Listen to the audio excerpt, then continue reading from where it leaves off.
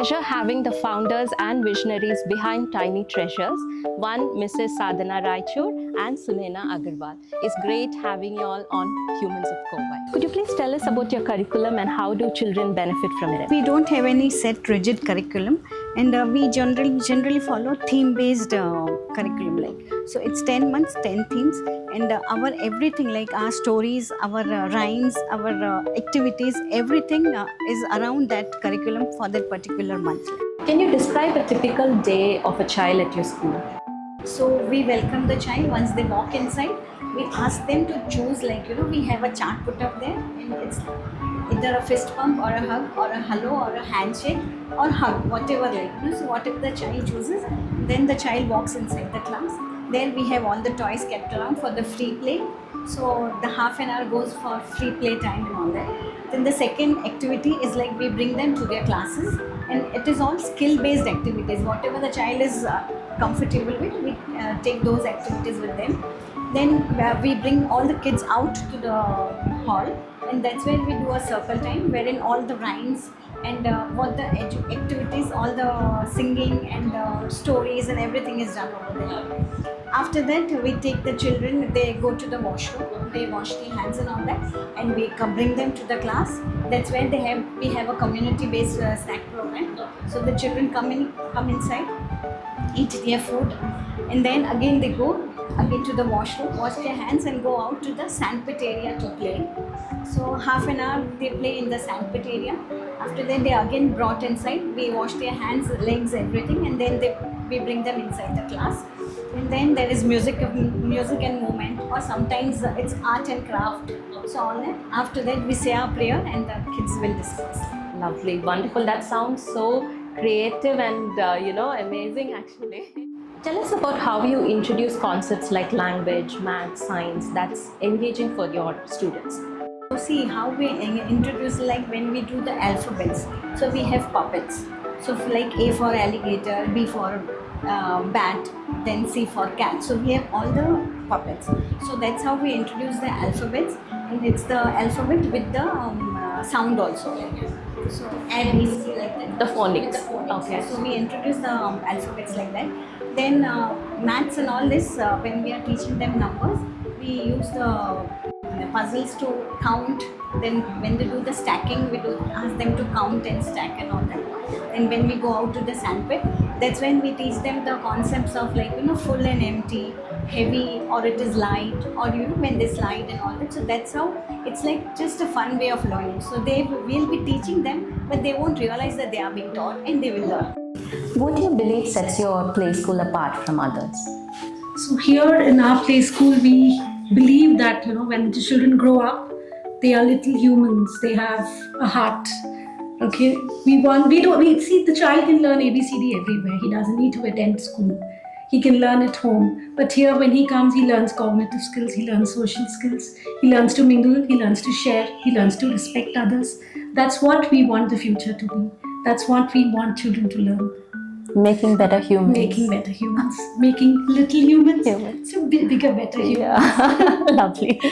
How do you create an environment that fosters creativity and curiosity in young children? I feel children are born curious. We just have to give them the right path. So how do we foster it is we give them the correct equipment at the right time to make sure that they are doing it the right way. So that's what I feel. Children need the opportunity. They are curious. They are born curious. God has made each child different, and each child just needs the proper medium to channelize. What opportunities do parents have to get involved in the school community? So see, we celebrate all the festivals. So when Navratri will come, so we'll call and invite the parents. So they will come and do one Garba with us. Then Diwali, so we'll invite the parents again for this bursting the crackers and all with the kids. Then we celebrate Holi, wherein all the parents will come and play with the colors and water and all that. Then we have Friendship Day celebrations, wherein we all go out for lunch together. Then we have potluck parties. So wherein the parents will bring one food item, and even we'll bring something, and we'll sit here and have lunch together. Are there any unique programs or any extracurricular activities? Just tell us about that. Yeah, so we have one certified Zumba teacher who comes and teach the children dance and Zumba movement twice a week. Then we have community snack program, which is like a very unique program wherein one mother will prepare food for all the kids in the class, and the kids sit and eat that food alone together, so they don't have any choice. Like, see, certain times what happens, one child will bring a biscuit and the other child will bring a fruit, so that they want a biscuit first, then a fruit. So we have the same food, so there is no choice for the kids, and they learn to eat all the different cuisines, so that is one thing. Then we have Secret Santa program, wherein we give the names of the kids, and they send the gifts, and we'll exchange the gifts for them. And our best program of the year is the Christmas fair, which we hold it outside on the whole. We cover the whole street, and we have stall owners coming in, and a big footfall of about 700 to 800 people coming in for the Christmas fair. Santa will come. He will come and give the gifts to the kids. So every time our Santa comes in a different way. So last year he came on a horse cart. Oh, wow. Before that he came on a two-wheeler. That's how it is. Lovely, lovely. How do you envision early education evolving over the next few years, and how will your play school adapt to it? Well, the new NEP comes in. With the new NEP coming in, they say that children should be going to school early, spending a lot of time at the early learning center. So we take in children at a very tender age. We take them at the age of 14 months or 13 months, or maybe even when they start walking. So when they come in, they are, they're very tender. They're like sponges. They can absorb so much. And that's what an early learning center does. We give them. It's up to them to take it. So that's what we do. We give them the opportunity for them to express out socially, emotionally. The earlier the better. So the earlier we start, there are a lot of parents, there's a lot of people who say why start early, See, I feel you should send the child early, and the child should go early where there is a limited number of children. There are infections which children catch. But then you need to give them an opportunity to explore. If you keep them at home, you give them gadgets. Yeah. You give them screen time. If you keep them at home, they'll have so much of energy. They'll say, my child is very hyperactive. But if the child is hyperactive, you need to channelize the energy in the right direction. You need to give them things to play. That is why they come here. We give them things to play. We give them things to explore. We give them things to express. How do you educate parents and students about the potential downsides of excessive screen time? See, I think we've not, our generation, we've grown up without screens. Yes, and we are very mature, good adults who've, handling. Now I think we've become lazy. We think, my child is not eating, give them a phone, and the child will eat.